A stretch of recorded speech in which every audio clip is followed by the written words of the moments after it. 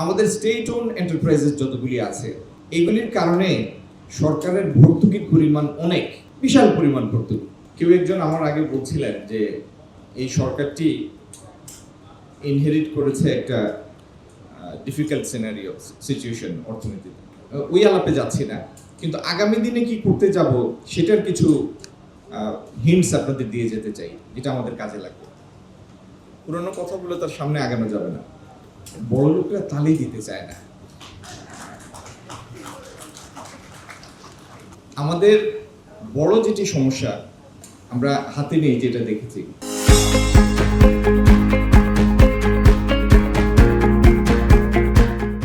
সেটা হলো প্রসেসগুলি অনেক কমপ্লিকেটেড প্রসেস। আপনি যদি আজকে একটা ব্যবসা ওপেন করতে যান, বিডাতে যান, রেজিস্ট্রি মানে if you get your company registered, আপনার কোম্পানি বা একটা ফরেন কোম্পানি 25-26টা ভিন্ন ভিন্ন লাইসেন্স পারমিট লাগে একটা ব্যবসা শুরু করার জন্য। সো এই প্রসেসটাকে সরলীকরণ করার জন্য আগামী দিন যে কোম্পানিটা বিডাতে যাবে, রেজিস্ট্রি করবে, তাকে তার সবগুলি ক্লিয়ারেন্স আমরা একটা প্রভিশনাল লাইসেন্স বা ক্লিয়ারেন্স দিয়ে দিব প্রত্যেকটার জন্য, and that company will have another 12 months or so to process its permanent clearance and licenses.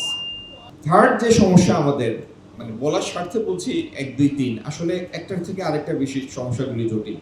সেটি হচ্ছে আমাদের স্টেট ওন এন্টারপ্রাইজেস যতগুলি আছে এগুলির কারণে সরকারের ভর্তুকির পরিমাণ অনেক বিশাল পরিমাণ ভর্তুকি।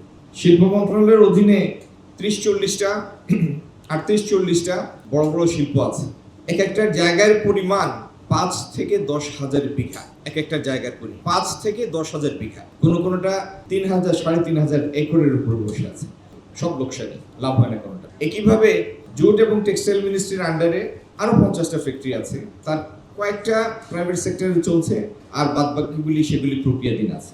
আমাদের লক্ষ্য হচ্ছে আগামী বছর 2-1-এর মধ্যে এই প্রত্যেকটাকে আমরা প্রাইভেট সেক্টরের ইনভেস্টমেন্টের মধ্যে নিয়ে যাব, এবং each one of them will make great employment, will earn revenue.